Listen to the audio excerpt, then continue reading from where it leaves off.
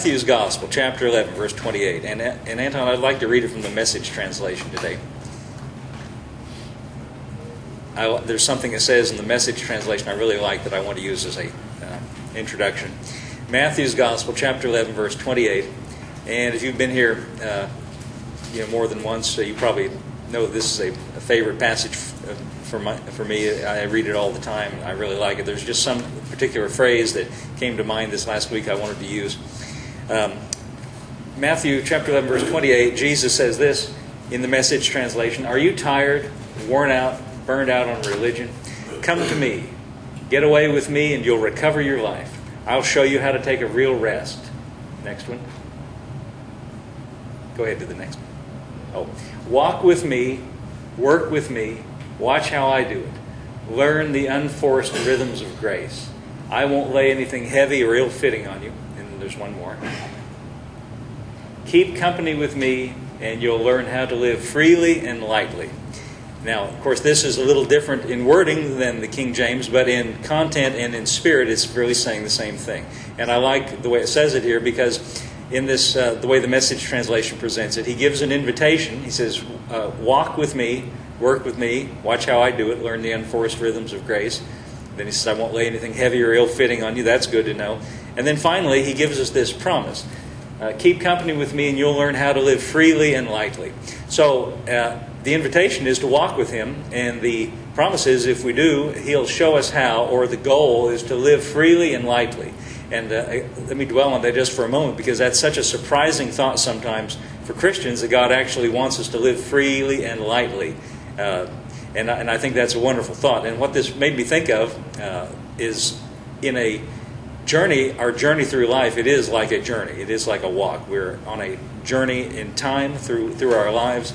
And if you've ever come to the Lord, if you are a Christian, He's walking with you whether you realize it or not.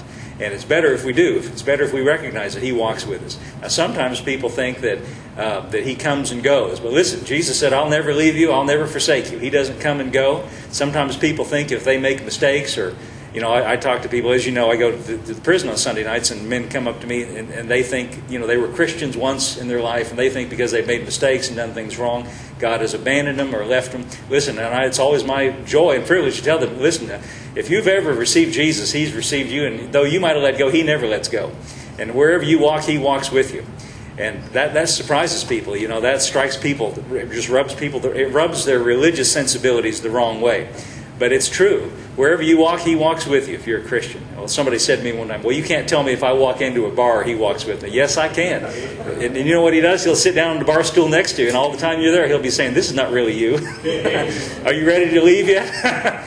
He walks with us. He's there to help us. He's there. Who do you think gets us out of all these troubles we get into? It's Him. Yeah, now the thing of it is, the point I want to make is, if you ever received Him, if you're a Christian, He walks with you. And the good thing is, if we recognize that and deliberately purpose in our minds and our lives to walk with Him, He gives us this promise. He says, I will walk with you and you'll learn how to live freely and lightly. In my mind, I was imagining walking, taking a journey. And the journey of your life is not some little walk around the block. It's a significant journey. It's a long walk. And if you were going on a long walk, a hike, let's say, or a long, distance walk, you'd want to travel lightly. You notice it says freely and lightly. You'd want to travel light if you're going on a cross-country hike, let's say. In other words, you wouldn't want to load onto your back everything you've ever owned.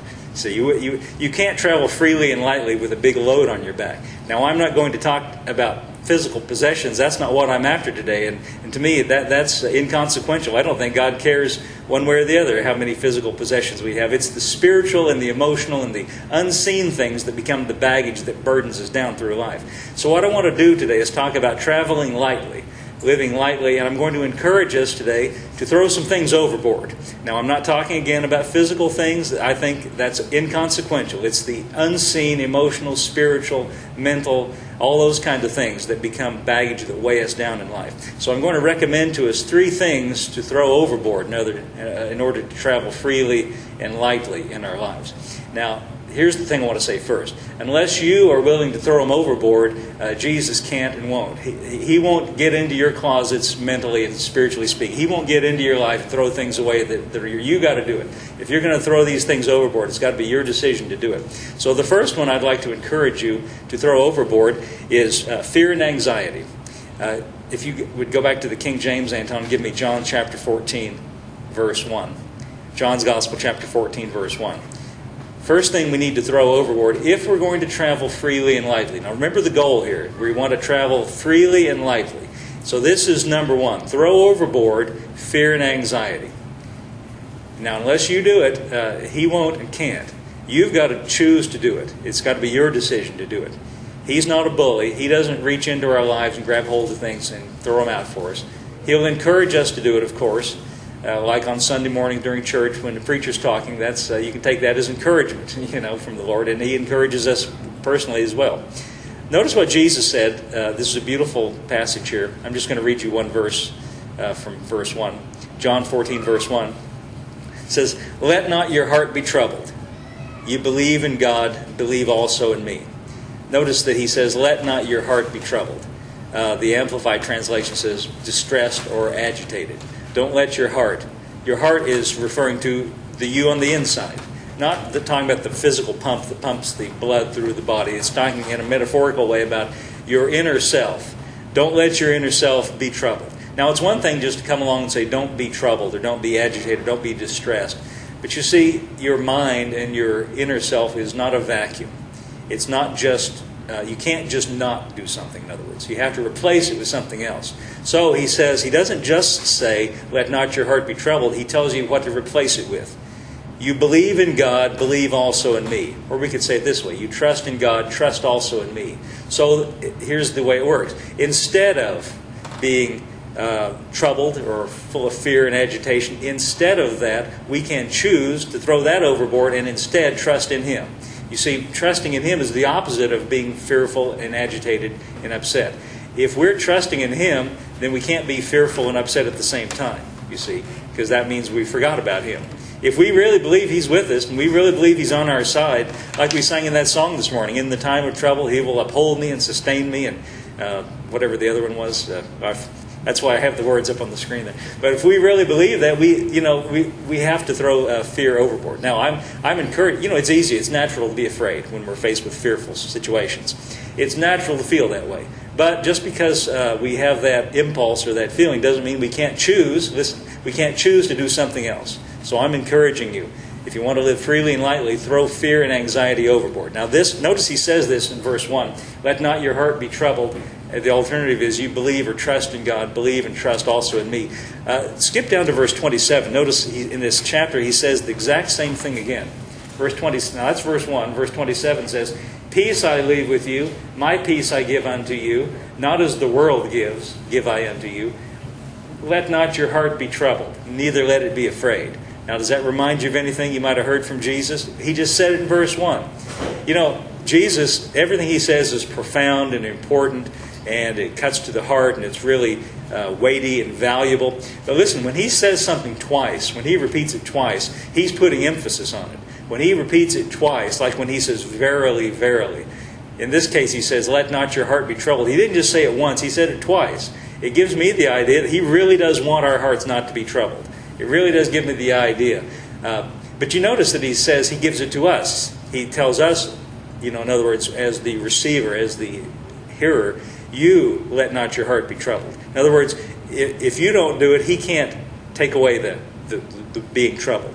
You've got to not let it be troubled. You've got to make that decision. Let not your heart be troubled, neither let it be afraid. Well, He must, see, I presume He knows more about it than I do. See, we're tempted to think, well, yeah, but you don't know what I'm facing. You don't know what I have to deal with. Well, I think He does know. In fact, I think He knows more about what we're facing than we do. He knows more about it. In fact, He knows so much more about it, He knows the ending from the beginning.